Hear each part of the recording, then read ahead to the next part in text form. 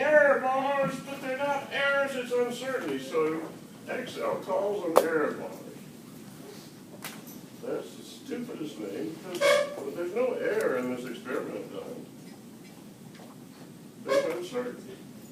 So we're going to call them uncertainty bars, but we know that Excel calls them error bars. How do I do that?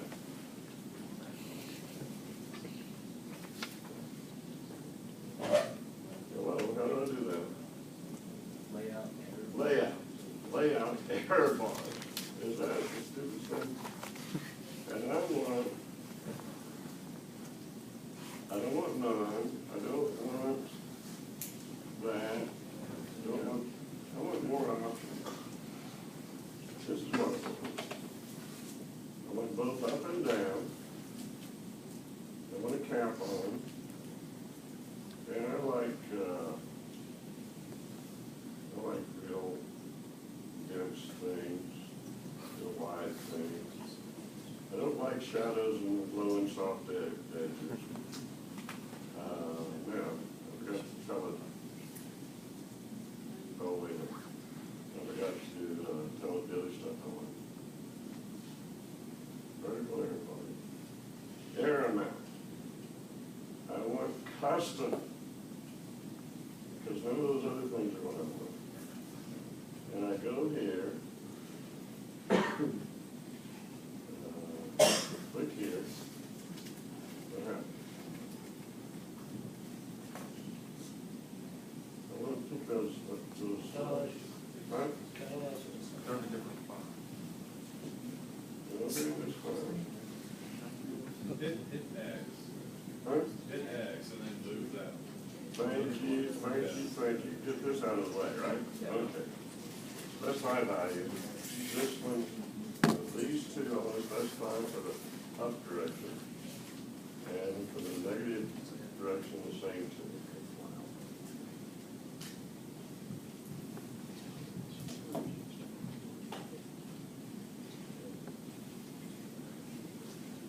And, Excel puts horizontally requires. I want, okay. You can enlarge this.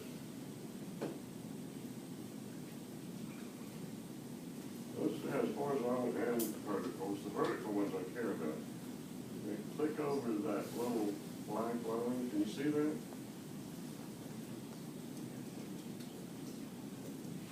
I think I can click on that. Oh, those are my uncertainty bars, though. So there's relatively little uncertainty in these data points. Relatively little. Whatever in the world that means. So this is what I want your SSOC curve to look like with several more data points. And you have a section in your device, and you have a section in your device. You have a section above. Also, I want you to get the average slope in your region. Is there a way I can get the average slope from Excel straight off of here? Yes. Oh, I shouldn't say this. You know what I'm going to say, don't you? Trend line. How do I get that? Formula? Insert. Trend line right there. Linear. Is that it? That's the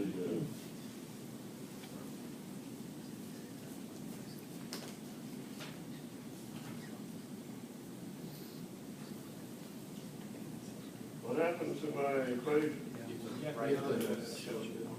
What? Right click here. Right click here. On the trend line. On that trend line. Okay. Display equation from chart. And then what's right under that? Do not ever give me R squared unless you're a mathematical statistics major and can have about 3 or 4 paragraphs telling me how R squared was calculated and what its significance is to you. So Guess what's the easiest thing to do? You, Not ever use it. All right, so now I'm going to display the equation for that line on the chart. Look at that. There's the equation. I can make it bigger, I think. How do I make it bigger? Thanks. Well, that's easy. How do I grab it? Okay. Let me see, right click format. Pardon? Thank you, hit this thing. There. I like big numbers. Who said that? Ashley, thank you. Now, shall I say this about that? Shall I say something about this? I think it's, how can I move this thing down? I don't like where it is. I don't like this thing, so I'm going to need to get rid of that. And I'm going to move it. Huh? Thank you. Oh, I forgot to put the, don't let me forget to add the major grid lines. And then I went to, I want to change the background right there. Huh? Now, what do you think about that trend line? It's fantastic. Who said it? Did you say fantastic? Did you say fantastic? It's got way too many significant figures. Way too many. With an exception. And I'm not interested in the intercept at all. And it's got y and x. This is flow, and this is percent. So why doesn't it know that? Let me show it there.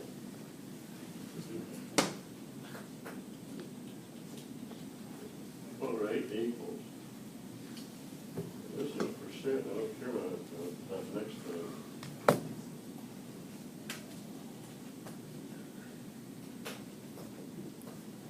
What's the other thing I'm going to do is, that's probably a little bit overkill on maybe. Thank you. No, that didn't work.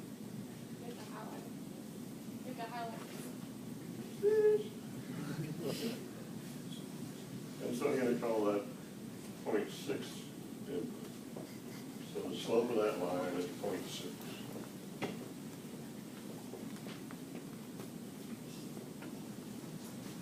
Does the slope have units? How many?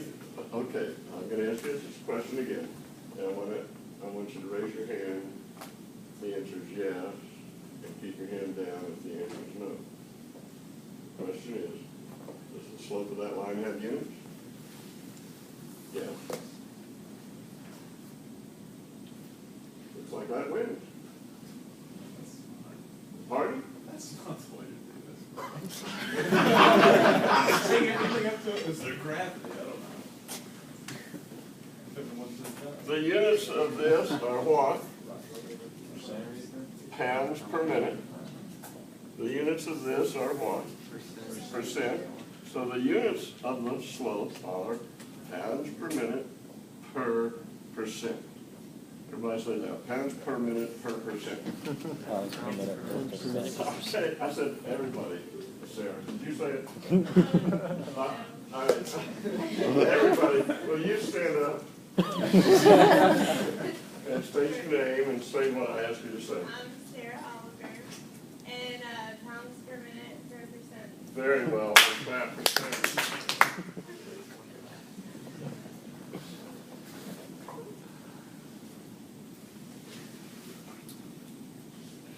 All right, questions? So that's week 1 and 2 assignment, is to get steady state operating curve for your region of your system by this method. steady state experiment. It's an average over that steady state range. Make a chart of input and the output and the uncertainty, and plot them here and get the slope, the average slope in the region of your assignment. Week 3 report is about your system, all of the 3 regions. So whoever writes week 3 report gets some of the data from his or her region and gets other regions from a teammate. So it's a team report. One person does the writing. Another person in the team reviews the report before I see it.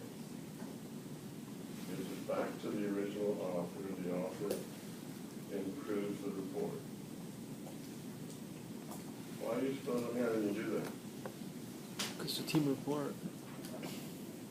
Somebody said something weird. To encourage teamwork. To what?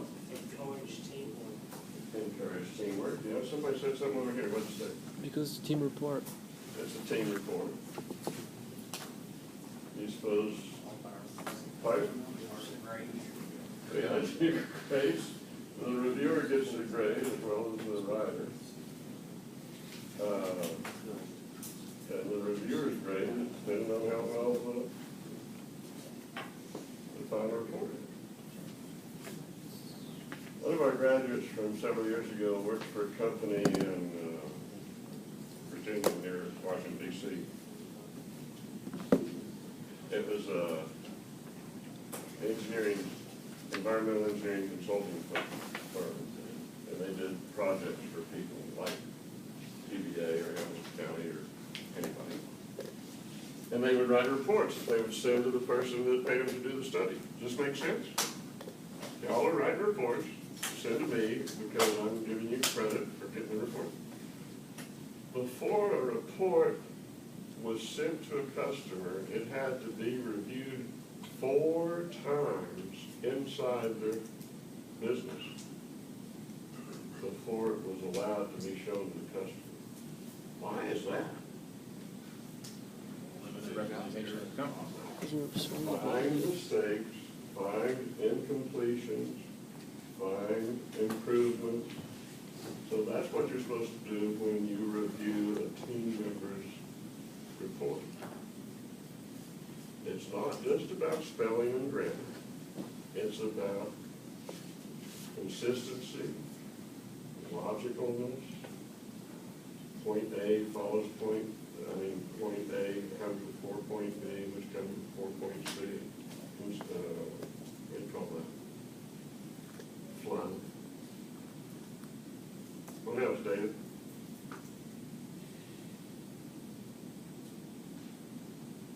Got the answer? Okay. Who has one other reason why reviewing a report from a team matters? Nathan, did you raise your hand? Somebody knows something. Somebody knows something about that.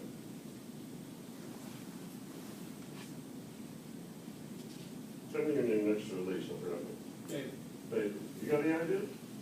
I assume, it'll help you get a better understanding of it as well. Excellent! Plus the fact somebody in your team's going to review years later. You do a crappy job, pardon the expression, kill friends with a crappy job. Get even, that's called, I get you, right? That is not a proper attitude for teamwork. If any of you want to revise your team agreements and leave out, I'll get you, or scratch out, I'll get you, or say, we will not allow, I'll get you,